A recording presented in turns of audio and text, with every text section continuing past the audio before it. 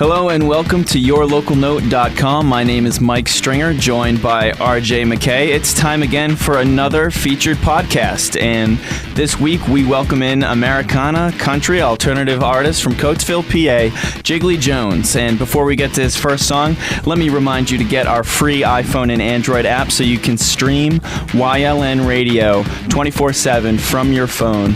And to do that, all you have to do is search YLN at their respective stores. Check out the concert calendar. Sign up for our weekly newsletter by sending an email to contact@yourlocalnote.com. All right, enough about us. Let's get to Jiggley Jones. He has a debut EP, and you're going to hear 3 songs off of that. And we're starting with Baby Blue. We have Jiggley Jones here on yourlocalnote.com.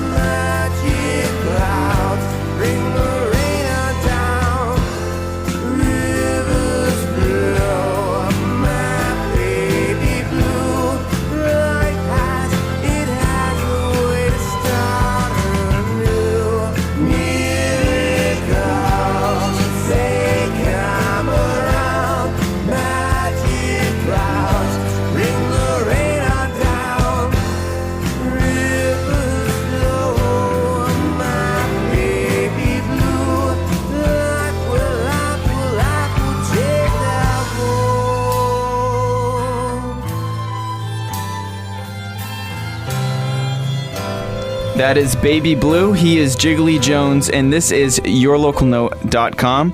Jiggley, welcome into the studio. Thanks for having me, guys. Howdy, folks. No problem. This debut EP, it's called No Spring Chicken. Tell us about that first song, Baby Blue, the first track on this debut EP.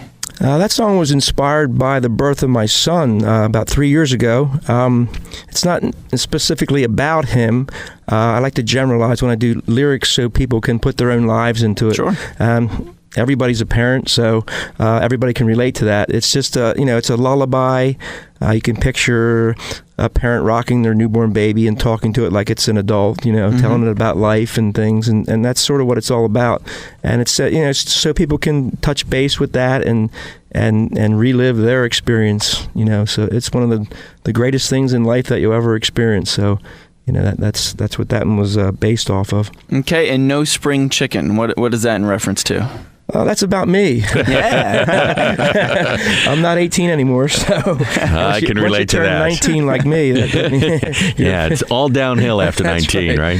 Yeah, it's sort of a fun kind of poke at the music industry and how they seem to have a propensity towards going towards younger and younger artists. And there are some of us that's been around for a while that still have something to say. So, it's sort of a fun kind of thing, but in a way it's like, here I am, don't forget about me. So.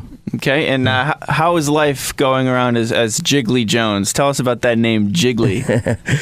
There's no big mystery to that. That's a nickname I've had for about 16 years. I was in a band up in New York back then when I was really young, and that name was floating around a party one night. I don't know who brought it up.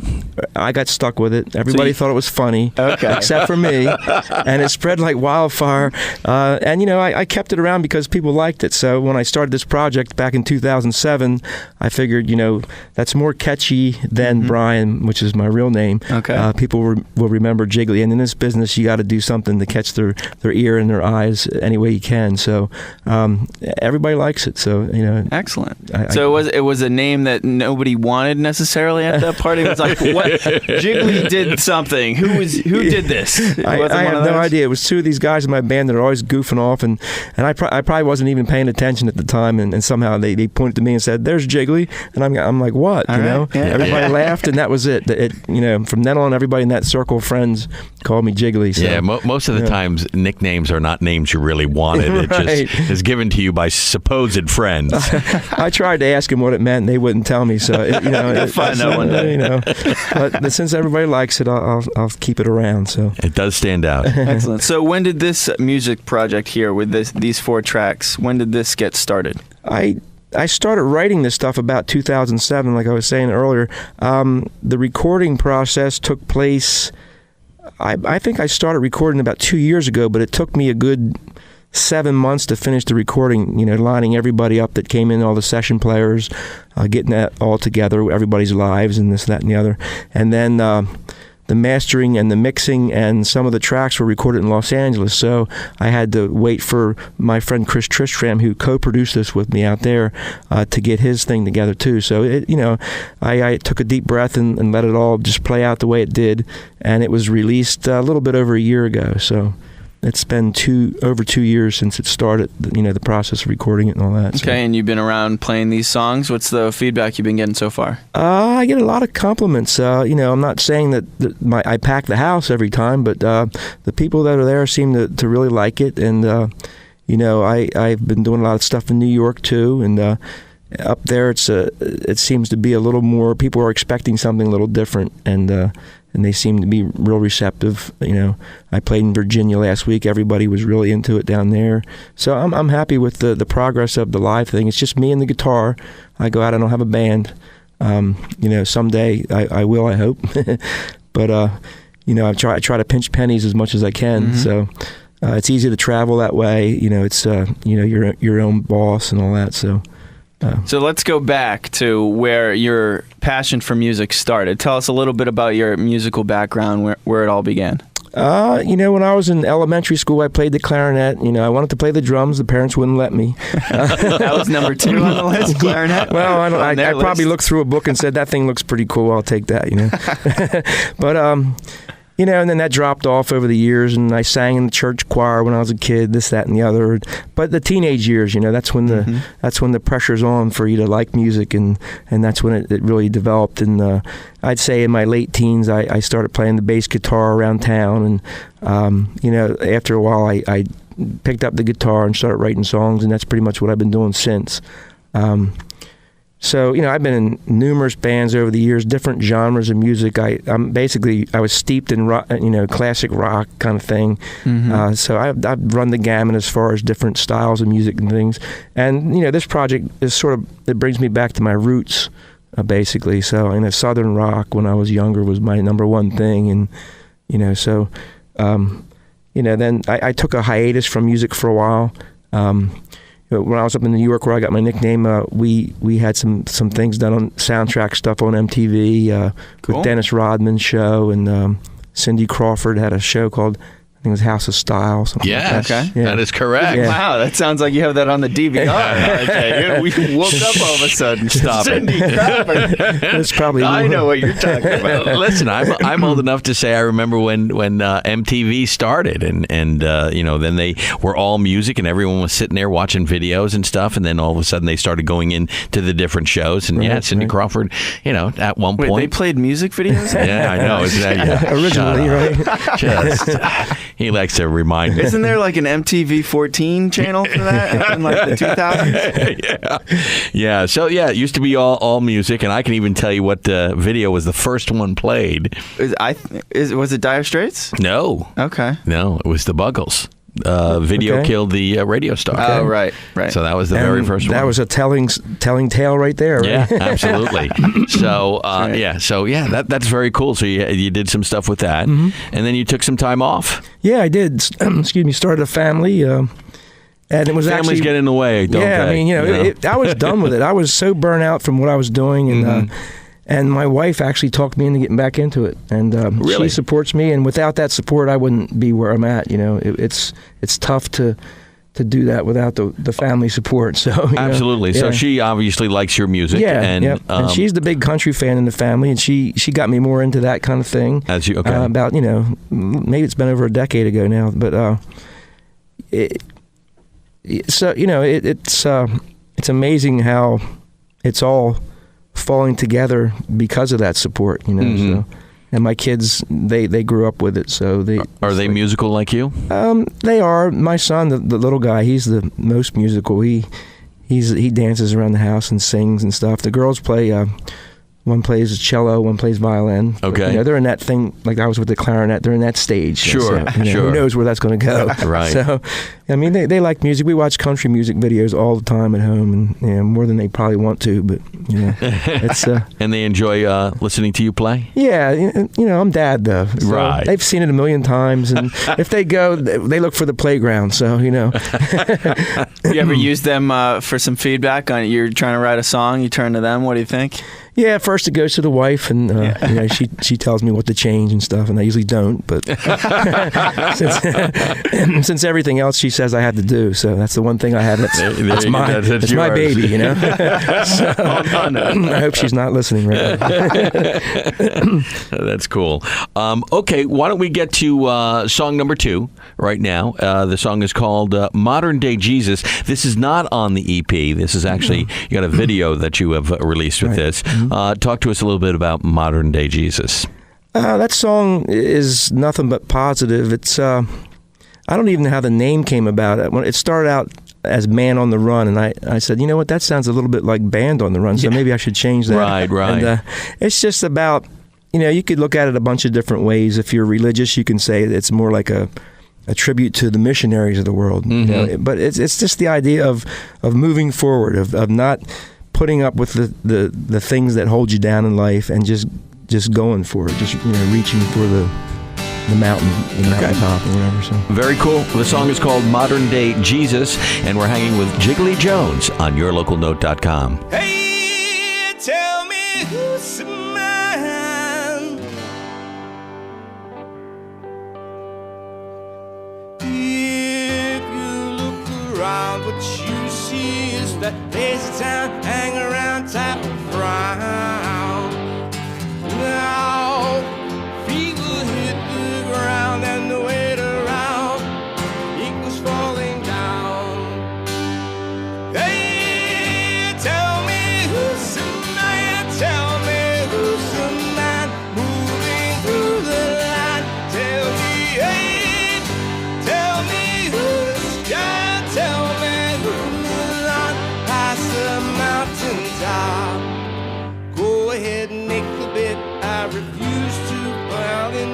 that sinkhole made by the weight of the world. Let him go, let him lay down there as I move on past that boy with the speed of sound. Hey, tell me who's the man, tell me who's the man, takes the strongest stand. Tell me, hey, tell me who's cast, tell me who's steel, but the gold is brass. Take along the path, takes you where the song will reach right back. Take your hand, reassuring you. Will you move when telling winds blow? Direction you've been waiting for, and you'll know, and you'll never turn back around. When you know the way is right there, towards that horizon now. Long, steady trumpet sounds. Now, since we got that sorted out, it's time to fly like a bird once again. Let's spray the wood, motor turning, driving down. We got to hold on tight. Well, now, here we go. Hear the pavement pound as I'm heading out of town while I gain steady ground like a dog-eared old bloodhound.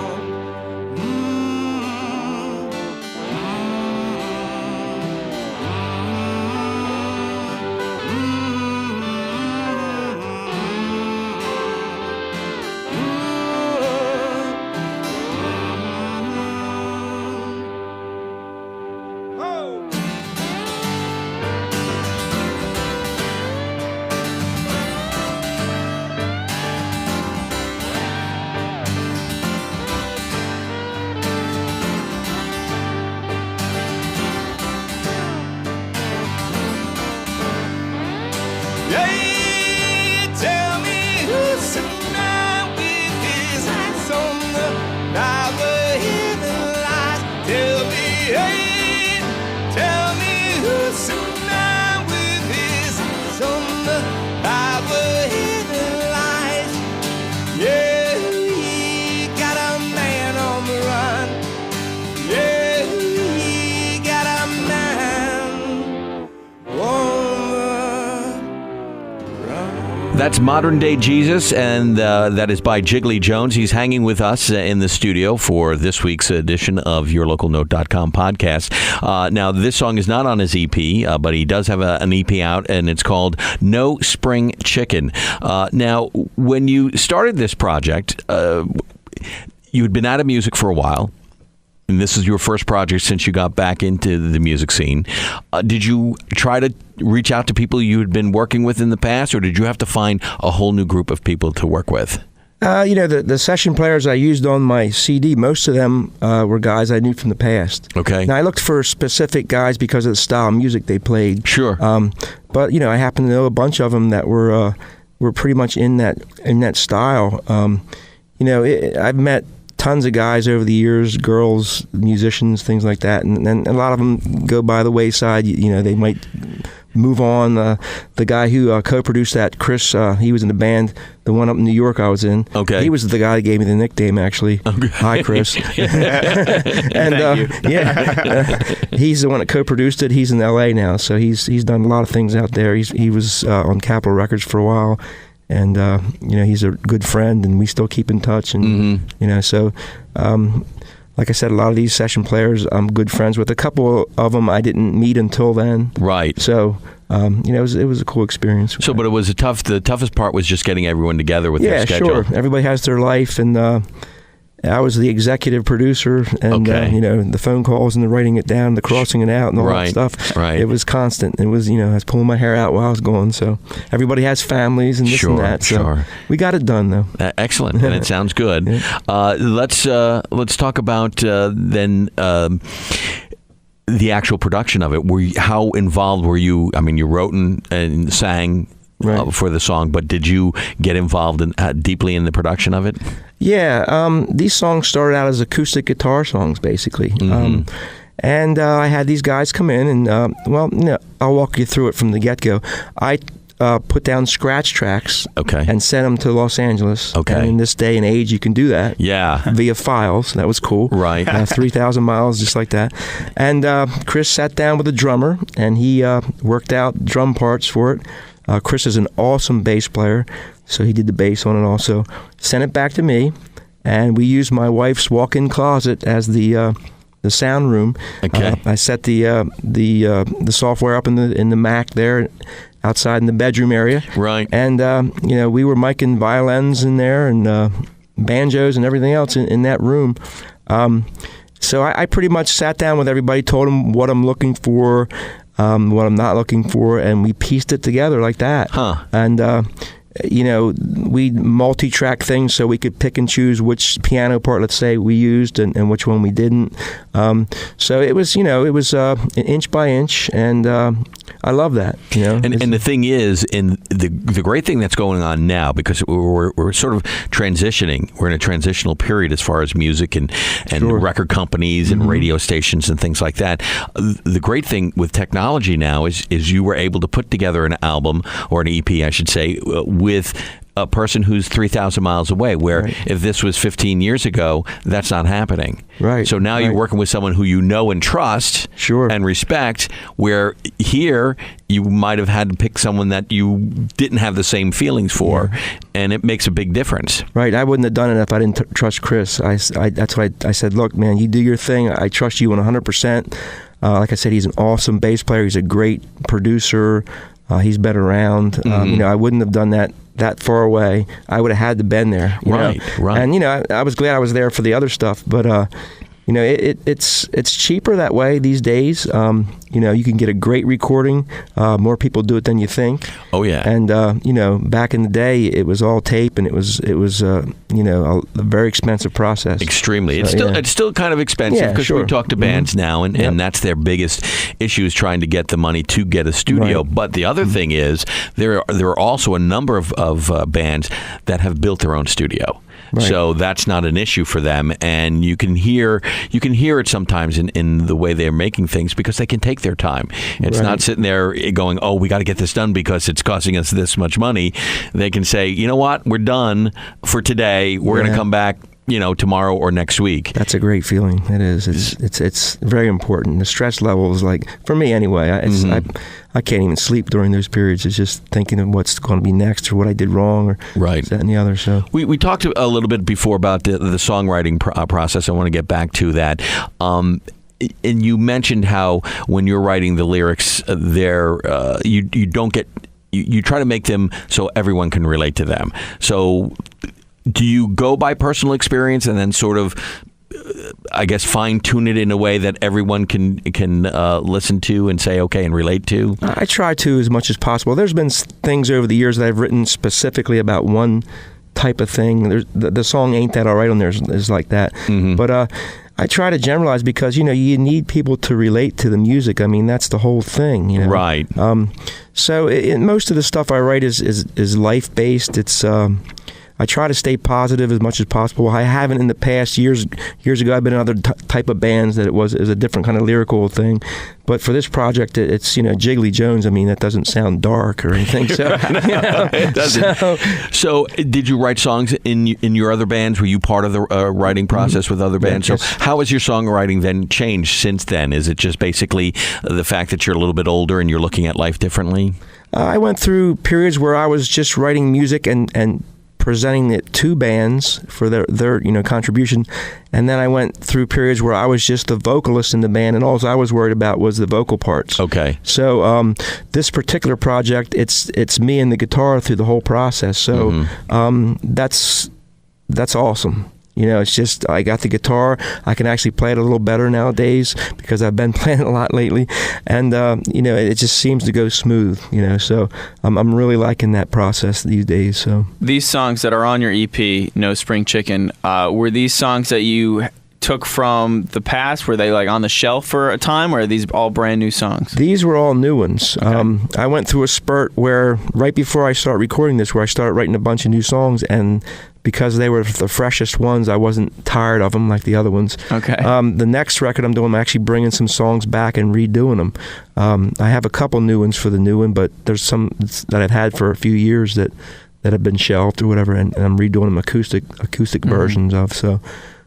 So when you have these acoustic versions of songs, and then you bring them to the guys that you're working with, how does that creative process work? You're just handing them, the acoustics and the vocals and say, just lay a bass on that, or how does that work? I did that with Chris, since he was, far across the country. The other guys just showed up, and I played it for them right then and there. They heard it on the spot. And we sat there for a few hours and worked it out little by little. You can, with the digital world, you can really piece things together like that. I tried to make it as organic as possible, but then the financial part comes into play and all that. So we could piece a verse together and stop, a piece of a verse and stop. So we really sat down and micromanaged the whole thing. So it was necessary, and it worked out great. So got it. All right, let's go to song number 3, which is Ain't That Alright, and you have a music video for that features a lot of your kids are in that. So talk about the creation of the video, but also tell us about that song, what it's about. Originally, when I wrote that song, I pictured the video while I was writing it. Okay. I've never done that before. It's a comedy. It's I call it the stalker song, because if you picture a guy maybe a little bit off, meets a girl at a party, he falls in love with her, he thinks she loves him, but he's delusional about it. She doesn't really care for him, but they happen to keep running into each other around town. At the bus stop, she sees him, she rolls her eyes, he thinks it's fate. It goes on and on, and at the end of the video, and at the end of the day, you see them at maybe an outdoor carnival, and he's running across the field. She sees him running towards her, and the old romantic running across the field through the flowers and stuff. And she's like, "Oh no, here we go again!" And he gets to her and runs right past her to a girl who's standing 15 feet behind her. Okay. So she's like, wait a minute, what about me? Exactly. So, the moral of the story is, don't obsess over things you can't control, live for today. And so because of the budget and the fact that the video that we actually made was free, I did it on iMovie on the Excellent. on the Mac. Wow. But that was my first try at that. That was fun, though. The kids, it was stressful but fun too at the same time, and funny. Trying to get a 2-year-old to do what you want him to do is impossible. He doesn't get the concept. So there's a lot of tricks and like a lot of fast motion stuff. So it didn't really matter what he was doing. Right. So yeah, it was fun, and it's cool because the kids are like looking at it when it's done, and they're like, "Oh, that's cool," and then they leave. So yeah, their attention span. Okay, can I have a cupcake? It's like we just spent. They'll appreciate it though when they get older. Yeah, that'll be a cool thing. It's got like 95,000 views right now. So nice. Wow. And I tell them that, and they're like, "Yeah, real okay." Taylor Swift has 95 million. Right. So I just can't win here. Hey, you don't have to worry about your ego getting out of control with the kids, right? They ground me. Yeah. That's right. Yeah. We are here with Jiggley Jones, and we're playing songs off his debut EP called No Spring Chicken. This song is called Ain't That Alright. It's Jiggley Jones on yourlocalnote.com. Where are you right now? I just wonder, where are you? All right. Well, ain't that alright? Ain't that just fine? Really, it's over when I think about you. Think of that night. Ain't that alright? Alright. Just the other day, I thought about the time we had. I see your face shine through the winds of time. So what today, the sacred trial of all the way, could really use the sound of good advice. Where are you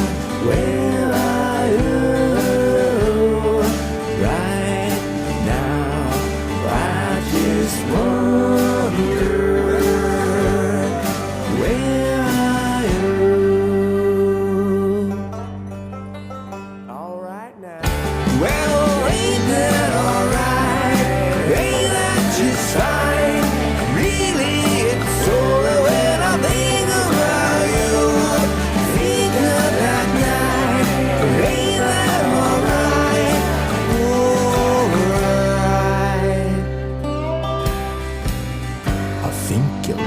hole a mile wide.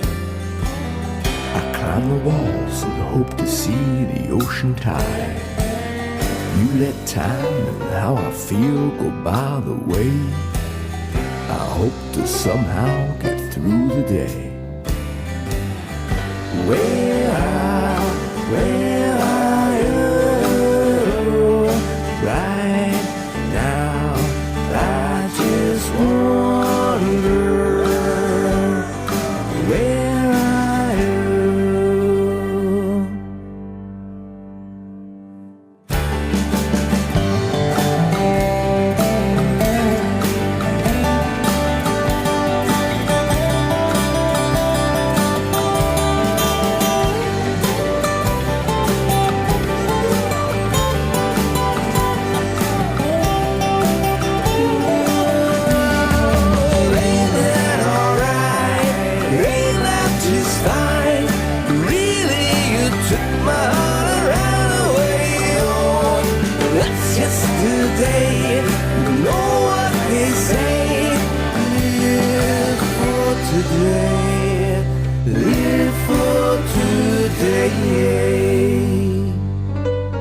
That is Ain't That Alright. He is Jiggley Jones, and you're listening to yourlocalnote.com. Let's go through some of your websites, places people can find your music.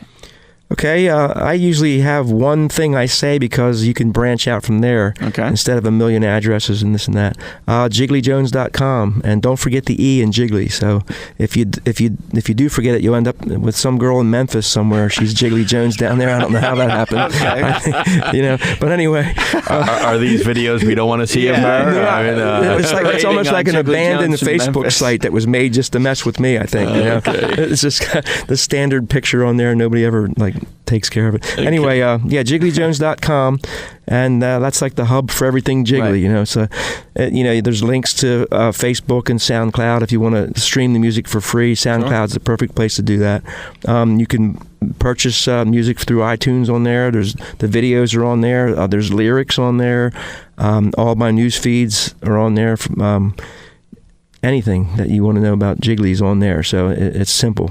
Yeah. Excellent. Yep. Excellent. Let's talk about the show you have coming up next. What's your next show? I have one next week in New York. I've been playing up there a lot lately. Also, I'll be playing the Bitter End in New York, which is a world-famous club that's been there for 50 years. I've done that place a couple times now, on December the 8th. Okay. That's a song. It's a Sunday night. It's a songwriters' evening. They have and they come in and out, and I was lucky enough to be one of them. But that's a cool place. You're back in the green room, and you're thinking, Bob Dylan was here, and Neil Young, and Joni Mitchell, and Norah Jones, even like newer people. So you play in New York because you did play there a lot in the past, so you have some connections there.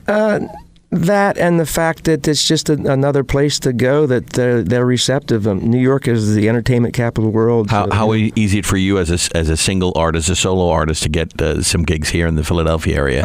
It's tough everywhere. I play in this area as much as possible. Mm-hmm.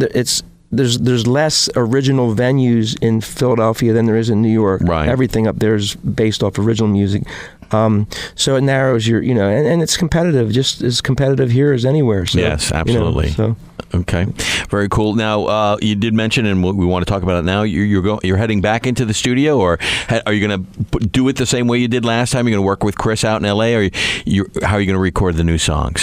This is going to be in Nashville. I have an actual producer that I'll be working with. I signed a record deal 3 weeks ago. Nice. With an indie label down there. Okay. It hasn't been released to the public yet as far as all the the details and things. Mm-hmm. It's a label that's been around for a long time, and I'm real happy about that. We're going to do 6 songs, and possibly we might be turning this thing back over into this debut, this EP. Yeah, they might absorb this on the actual album. That's going to be a last-minute decision since these songs are done. Sure. It doesn't matter to me either way. It's fine. I guess it's their decision whether they want to do that.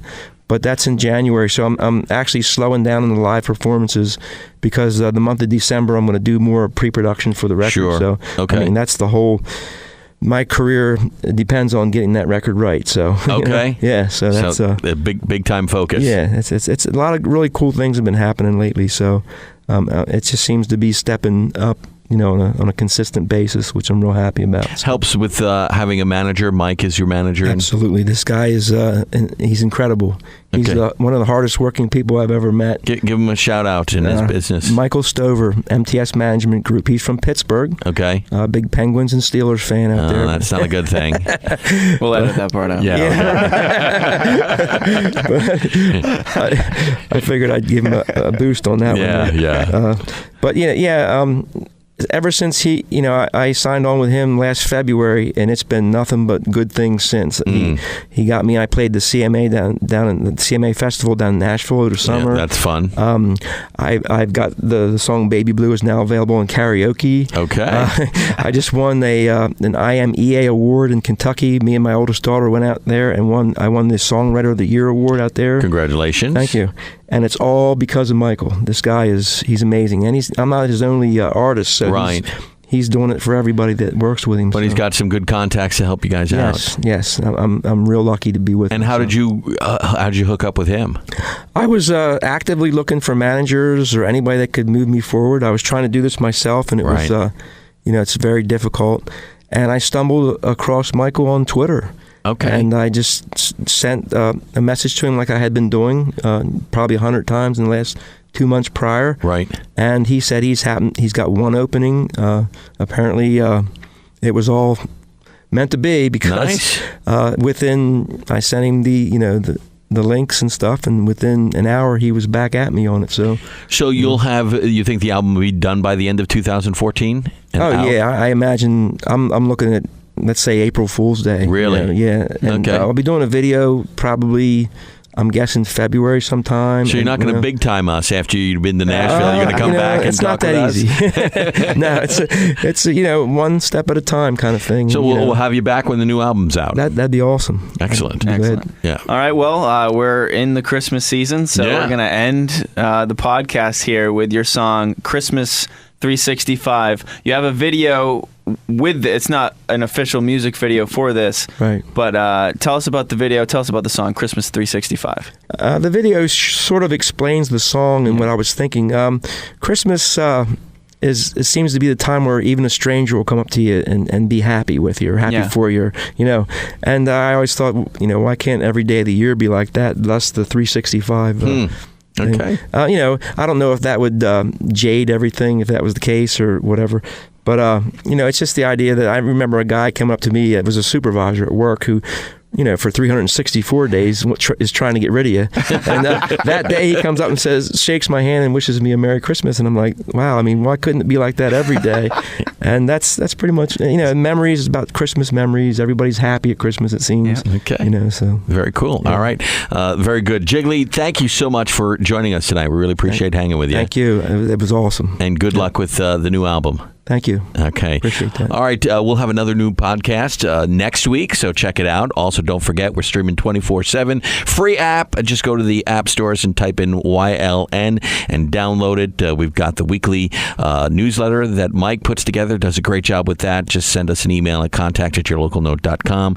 And we've got our YLN update that we do every week. Video update. You get to see our faces. Yeah, that's not a good thing. That's not a good thing with my head. If you put your left hand up over the video, you don't have to see RJ. There we go. Well, you're going to need two hands to cover my big fat head, that's for sure. All right, let's wrap things up as we are actually, this coming weekend. It's a Thanksgiving weekend, so it's a holiday weekend starting when we'll end this podcast with Jiggley Jones, Christmas 365 from his EP No Spring Chicken on yourlocalnote.com.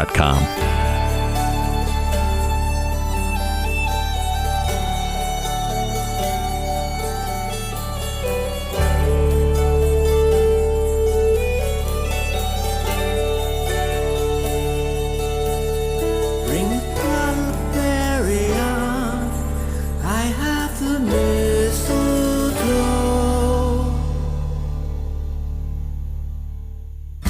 Everyone that I know, gathering and riding the Christmas Day flow. Yeah, rocking around once a year first row. More special time for me and you. Wonderful feelings are